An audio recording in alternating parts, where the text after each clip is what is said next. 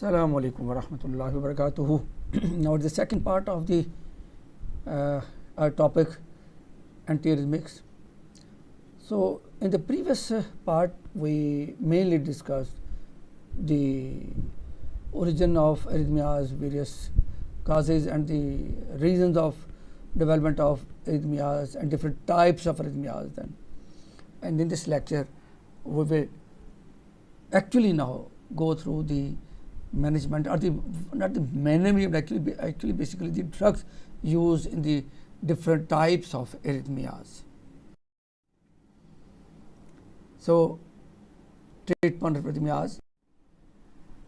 The first sentence which should be kept in our mind, that is, remember, all antiarrhythmics are themselves arrhythmogenic.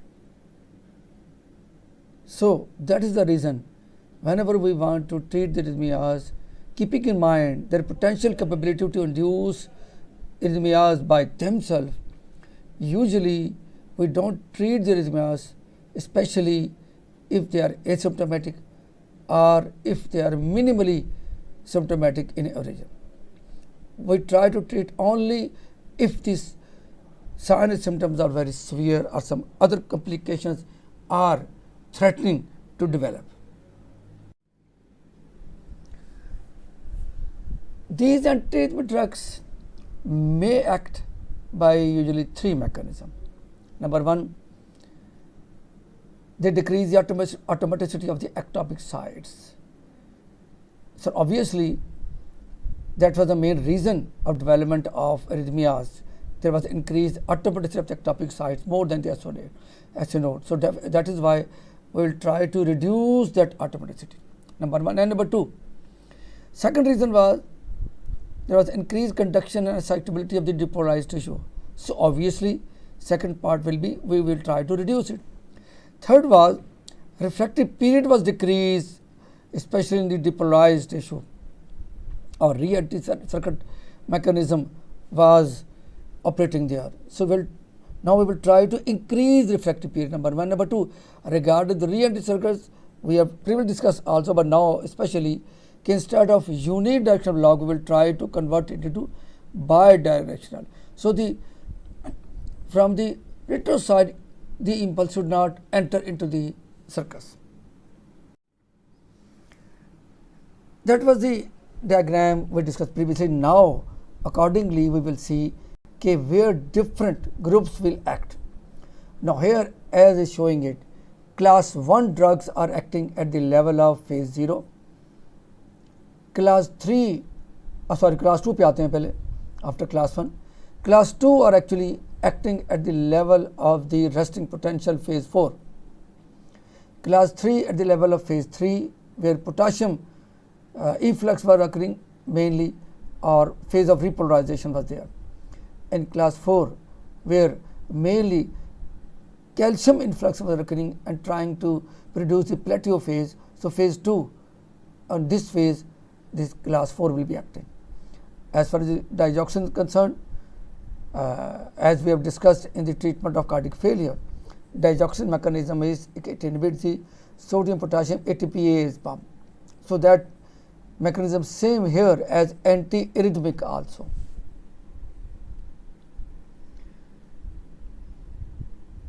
Remaining, we know the development of inward sodium calcium current and diastolic channel currents, etc., etc.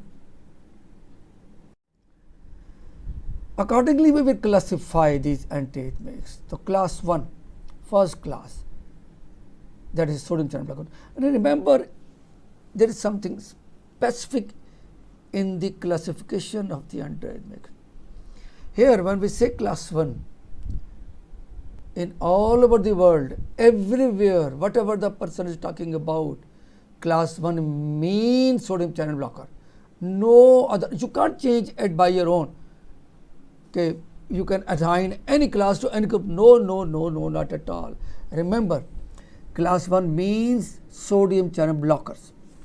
Okay, as we have seen, sodium channel blocker are mainly acting on phase 0 because that was the main sodium influx occurring, especially in because these are the rapid firing channels. So especially in the atria, ventricle, Purkinje system, etc. So sodium channel blocker. It itself has 3 subclasses. We will see how we classify them. Class 1A, 1B, 1C. Name are accordingly 1A diisopyramide, procainamide, guanidine, and class 1B lidocaine, tocanide, mesglutine, phenytoin, and class 1C flecainide, propafenone, and morisizone. Class 2, which was acting at the level of phase 4, resting potential, here beta blocker. So again remember, okay, when we are discussing antiarrhythmics, class 2 will be the beta blocker. You can't put it into any other class. Okay, so beta blockers include atenolol, propranolol, acebutolol, esmolol, and esmolol. And class 3 potassium channel blocker. We see that potassium efflux was occurring in the phase 0. Phase 3 there was repolarization phase, in which again the action potential depolarization occurred, is trying to repolarize it. So here class 3 are prolonging the duration of action potential. Amiodarone, sotalol, lutetium, abitolide, dofetil. Here sotalol, the name or the sound, it sounds to be resembling to some other group. Just we have discussed beta blocker. Lol, here sotalol. So actually no doubt it is a beta blocker, but its dominant activity is not beta blocking. Its dominant activity is potassium channel blocking. Class 4 calcium channel blockers, verapamil, diltiazem, piperidine, and class 5 miscellaneous, adenosine, magnesium sulfate, digoxin, atropine, etc. Last word, overlapping of mechanism by these drugs. Remember, although we are classifying them class 1 sodium channel blocker, class 2 beta blocker, class 3 potassium channel blocker, class 4 calcium blocker, etc., but all are having multiple mechanism, overlapping mechanism. Class 1 dominant sodium channel, but it may also show some sort of beta blocking or some sort of potassium channel blocker, some sort of calcium channel blocker. Similarly, class 2 is beta blocker. No doubt dominant is beta blocking, but they may have some sodium channel blocking, some calcium blocker, some potassium blocker, etc. For example, I just told you one of its important groups, sotalol, it is having so much dominant potassium activity that we have put that drug out of that group, its own family, and we have put it under the group of potassium channel blocking. So there is a lot of similarly potassium channel blocker. They also show so many sodium channel blocking, beta blocking, calcium, etc. Okay, so this must be kept in mind. Now the major drug mechanism, first the sodium channel blocking. Remember, as we see, these are rapidly responding fiber occurring as atria, ventricle, bundle of phase, Purkinje system, etc. But especially we are concerned about the ventricles, because ventricles are mainly responsible for the force of contraction and the cardiac output. Okay, if arrhythmia is developing in ventricles and we don't try it, there may be definitely changes going to occur in the force of contraction and the cardiac failure and cardiac output, and ultimately cardiac failure may be seen there. So sodium channel blocker especially occurring at the ventricles. As I told you, some differences between 1A, 1B. Differences are 1A, they slow down the phase 0 depolarization. Here, effective reactive period will be prolonged, while 1B will shorten the phase 3 repolarization. That will lead to reduction in the effective reactive period. And 1C markedly slow down the phase 0 depolarization. Almost no change in the effect, almost remain the same. First increase, second increase, third no change in the refractory period. Diagrammatically, as we say, class 1A, effective refractory period is prolonged. Actually, it associates normally but dissociates with moderate kinetics from the sodium and potassium channel. So, when it binds with the normal kinetic, but when it dissociates from the side of the sodium and potassium channels, it slowly or slightly moderately it's dissociating from that. So also decrease the slope of phase as seen in the diagram. Instead of at the right 90 angle, it is going slightly now decreasing the slope, maybe 100 or more than that, like that. 1b, it associates rapidly and dissociates rapidly only from the sodium channel. 1b. So 1a was having both sodium and potassium, 1b only sodium. So the result is, on one hand, there is decrease in the slope of the phase 4. Second, the phase 3 is occurring earlier than the normal. So effective refractory period is reduced. While class 1c, it is having effect only on the sodium in such a way that it associates dissociates slowly. So there is only decrease in the slope of phase 0, but as for the phase 3 is concerned, no change in the phase 3, no effect on the potassium, no other thing. So that lead to usually in such a way that effective refractory period is almost having no change, as shown in the diagram. Arrows are showing actually the effective refractory periods. First in the form of black, 1b in the red, and blue for 1c. Just to differentiate for you people. Quinidine. Remember, there is a specific plant, cinchona in nature. Its bark of the plant, cinchona bark. We derive, especially two main alkaloids we derive, quinine and quinidine. Quinine we know, it's an actually antimalarial. Similarly, quinidine. Now, because both are belonging to the same plant, so quinine and quinidine, although both are antimalarial, but both are antiarrhythmic also. Then what will be the difference? Difference is quinidine is dominantly antiarrhythmic and quinine is dominantly antimalarial. Otherwise, quinidine can be used as antimalarial and quinine can also show antiarrhythmic effects because both belongs to the same plant. Now, let's see only quinidine here. Remember, it's a prototype of sodium channel blocker. But as I told you previously in the last slides, it belongs to 1A. It also blocks potassium channel. So potassium are responsible for the phase 3 potassium efflux. So they will prolong the action potential duration and can precipitate arrhythmia because now the chances to act at the level of phase 3 early and delayed. We see in the previous lecture triggered activity, early after depolarization, then delayed after depolarization. Both were occurring in the phase 3. Please consult the first part of this discussion also. So now in this way, this group can potentiate arrhythmia. The first sentence I told you, all antiarrhythmics are themselves arrhythmogenic also. So in this way, this first 1A can induce arrhythmias also. So due to availability of better tolerated antiarrhythmic drugs, other drugs now it's rarely used, quinidine as antiarrhythmic. But we discussed because it's a prototype sodium channel blocker. Antiarrhythmic drugs are mainly on the heart, but we observe effects on the other than heart, extracardiac effects, especially in the GIT. So in GIT, both quinidine, but especially quinidine also can produce diarrhea, nausea, vomiting, and about 50% of the patients. It's a large number of patients who can suffer from these side effects who are taking quinidine.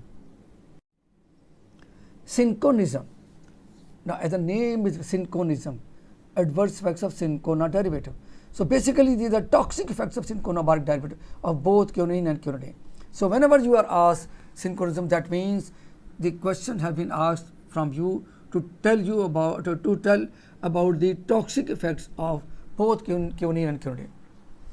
So at toxic drug concentration, some specific sign and symptom develops: blurring of vision, tinnitus, headache, disorientation, dizziness, and psychosis, etc. So these are the signs and symptoms of synchronism. So obviously treatment is just stop using this and treat symptomatically if required. Idiosyncratic reaction. What is idiosyncrasy? It is an abnormal, unexpected, what else? Unpredictable response of a drug, usually due to genetic reason, and maybe involving immunological reaction. Here also, with this quinidine, idiosyncratic reactions are seen. Obviously, these are rare, but as we see previously also, usually idiosyncratic reactions becomes irreversible. So thrombocytopenia, hepatitis, angiolytic edema, and fever, etc., etc. So these side effects and other things had lead to go for some better alternative, and we have now got those alternatives. That is why I have said to you, now rarely we use quinidine as it, because now better tolerable drugs are available. Its molecular structure is like that. It can also block alpha receptor and muscarinic receptor, but these are mild type of effect. So mild alpha blocking, mild atropine-like effects. What will be the effects of alpha blocking? I told you repeatedly, whenever you come across this alpha blocking, immediately the effect should come, that is vasodilation, hypotension. So mild alpha blocking, mild hypotension.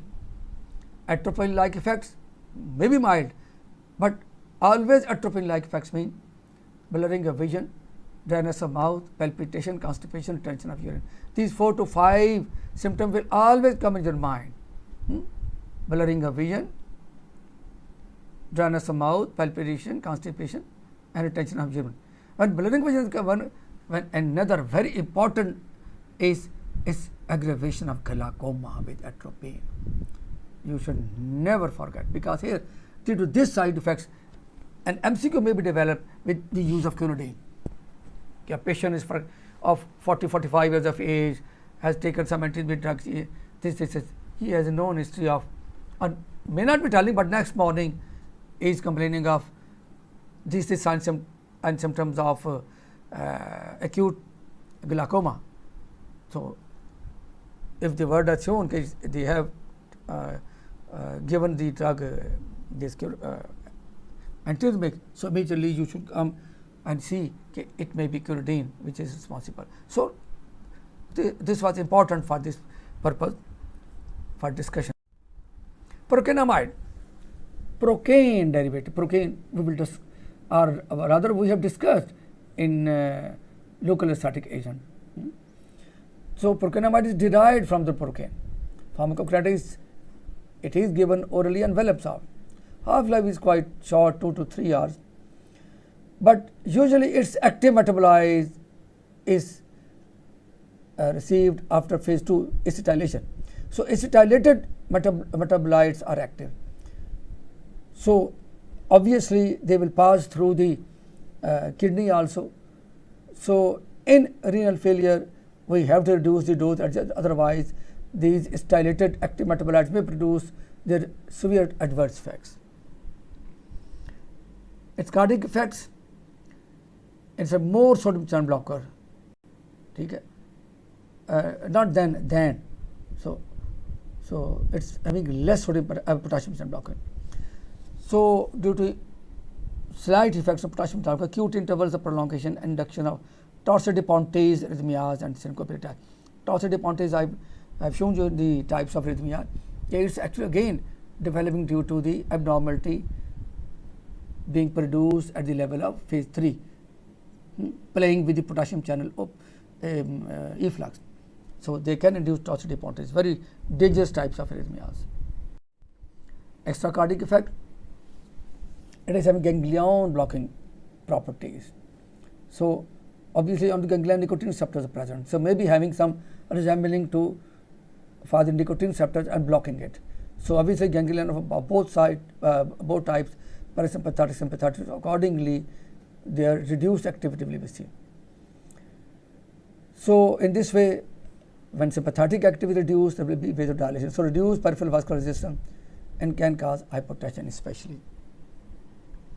Adverse effects, Another important thing is that majority of the drugs which are having acetylated active metabolites like this procainamide, they will show SLE-like symptoms, systemic lupus erythematosus-like syndrome. Although percentage quite high, up to 30%, but alhamdulillah it is reversible. SLE-like is a connective tissue disorder, especially involving the connective tissue of the whole body, joints, etc., especially the face, butterfly like rash on the face, on the cheeks, on the neck, etc. Go to the medical dictionary and see the sign and symptom of SLE-like. Toxicity due to effects on the heart, asystole or induction of ventricular arrhythmias, and on CNS due to depression of CNS, hallucination, psychotic effect like problem may be observed. Disopyramide, its cardiac effects are similar to procainamide quinidine. In the United States of America, it is approved only for the treatment of ventricular arrhythmias. The important aspect of disopyramide, it has strong anti-muscarinic effects. Anti-muscarinic, atropine-like. कौन से? वही blurring of vision. Now you can say straightforward along with blurring of vision, aggravation glaucoma. Then come to the mouth, dryness of mouth, then palpitation, constipation, retention of urine. Okay? So these 4, 5, 6 adverse always you must be remembering and keep it on your fingertips. So a drug that slows AV conduction should be given with it in atrial flutter or fibrillation. It may also precipitate heart failure. Now lignocaine class 1B, lidocaine, it's again basically you have studied it in the local anesthetic. It's basically local anesthetic, lidocaine or lignocaine. But mechanism same as a local anesthetic and as anti mechanism same, sodium channel blocking. So it reduces action potential duration, low toxicity with highly effective ventricular arrhythmias with the acute myocardial infarction. Half-life is very short, 2 hours. So it cannot be given orally, it is given only through IV infusion, not only IV infection, through infusion. So it has high first pass metabolism, that is why it cannot be given orally. Hepatic metabolism may be inhibited by cimetidine or propranolol. Its side effects, remember, will be same as we have discussed in the local anesthetic, but just few important ones, because we are giving here in IV infusion. In local anesthetic, we are putting the drug only for locally. It is absorbed from here very slowly. But now here, as antiarrhythmic, we are giving the drug 100% with bioavailability. So obviously, main effects will be CNS, drowsiness, disorientation, convulsion, and especially on then sympathetic system hypertension. Beta blocker, atenolol, propranolol, acetol, esmolol. We have already discussed beta blocker under so many headings, separately under beta blocker. Then in the this anti-anginal, then anti-hypertensive, etc. are now here. Their role as antiarrhythmic. They diminish the phase 4 depolarization. So thus they depress the automaticity, because automaticity will follow after phase 4. So there is prolonging AV conduction and decreasing the heart rate and decreasing the contractility. This group beta blocker is effective in supraventricular arrhythmias, above the ventricle, supraventricle. So generally are not effective against ventricular arrhythmias, except if ventricular arrhythmias are induced by exercise, only then we can use beta blocker, because in that case beta receptor will be activated during exercise. So only then we can use, otherwise we are using them in supraventricular types of arrhythmias. This is diagrammatic, a dominant action on SA node. They decrease the slope of phase 4. Apart from beta blocking, they also retain the sodium channel blocking and calcium channel blocking. And obviously, one of the dominant sotalol was having a dominant potassium channel blocking effect also. Now, group third, class third, potassium channel blocking, especially acting on ventricle, amiodarone, sotalol, beryllium, abitolide. Now, they diminish the potassium efflux in the phase 3 of repolarization. They prolong the phase 3 repolarization like that. They prolong judgmental duration and prolong the refractive period with the normal conduction velocity. So obviously, because they are acting on the phase 3, they have the potential to induce arrhythmias. Remember again, all sorts of arrhythmias, including Pontis depontis. Used amiodarone. Amiodarone is very important to know. Increase the refractive period and action potential. A major effect is acutely occurring in the form of depression of AV node. So dominant effect is at the level of AV node. So used in the acute management of the problem. Atrial types of arrhythmias, ventricle type of arrhythmias. It can be given orally or even through IV line, central line we can maintain also. The major problem which should be remember always, amiodarone accumulates in the various tissues of the body. Accumulates. Don't forget this word. Amiodarone accumulates in the various tissues. Due to this, it is having large volume of distribution. So due to that, its half-life may go up to 120 days. How many? 120 days. So much prolonged half-life just due to the reason because it is having large volume distribution. Why? Because it accumulates in so many body tissues from where it will dissociate very slowly. It will come out of those tissues very slowly, and its concentration will be going outside the body, will be concentrated very, very slowly. So due to this accumulation, adverse effects. Under the subcutaneous tissue, accumulation occur, photosensitivity reaction. Similarly, in the skin, grey-blue discoloration of skin.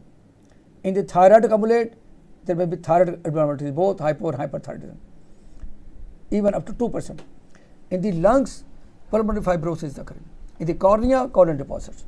In the CNS, GIT, etc., etc. So as I told you, they are having pro-arrhythmic effects, Torsades de Pontis. So remember, another point to relate and to remember is all those drugs which are having dominant effect on potassium efflux, they may induce Torsades de Pontis. Okay, remember it.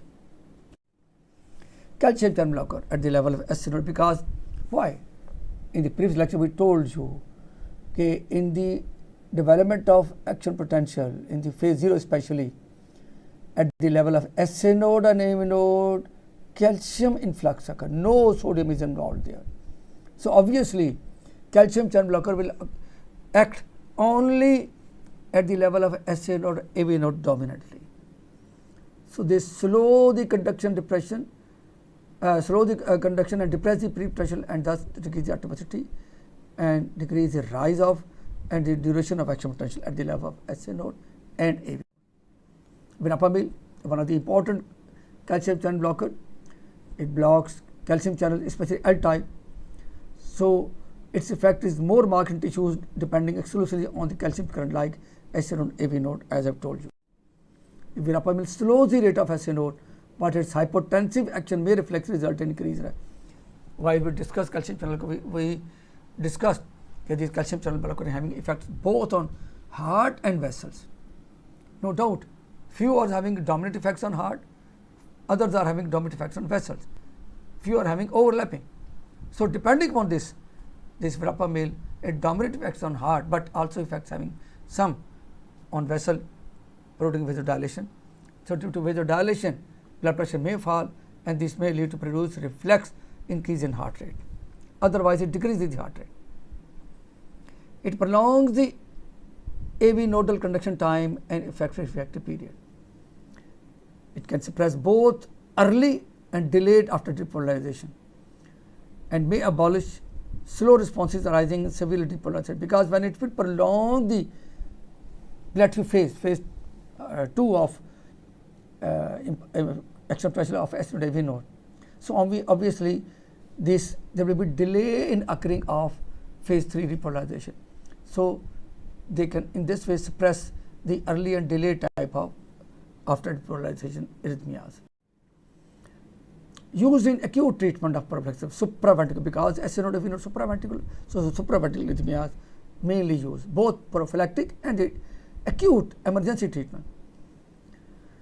Remember, don't combine with the this was the contraindication we discussed while we discussed separately with the beta blocker and calcium, because both are doing the same effect, both are depressing the cardiac activity.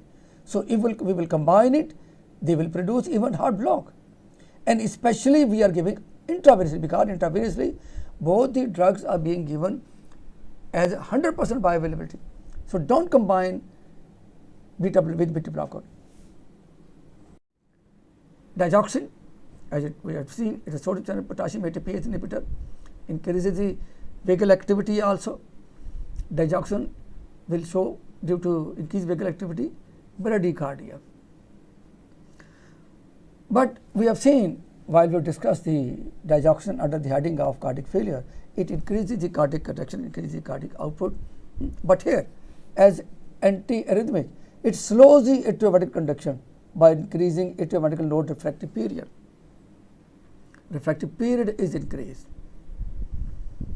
It is used in the treatment of prophylaxis of acute in the treatment of acute and prophylaxis of atrial fibrillation or atrial flutter, because it controls the ventricular rate. So what's the main danger of atrial fibrillation flutter? Because when increased number of impulses are passing from atria to ventricle, in these cases ventricles have to cope with this increased impulse firing coming from atria. So ventricles cannot beat so fastly, so we can rapidly go into failure. So to avoid the development of failure, we immediately want to treat this atrial fibrillation flutter. We don't let it go on. Okay. So digoxin controls the ventricular rate in this case. Another non-pharmacological catheter ablation. We pass an electrode catheters into the heart chambers through specific veins to record and pace. Not only it, this is the diagram how we have approached, and these are the diagram, and we have put it this under the pectoralis major. We have put this electrode, and the catheters are passing through the vein to the heart and controlling the pacemaking. So this was actually whole discussion regarding the antiarrhythmic drugs. Okay, there is another cardiac defibrillator in acute emergency. You will see in the emergency treatment of the cardiac arrhythmia. Jazakallah khair.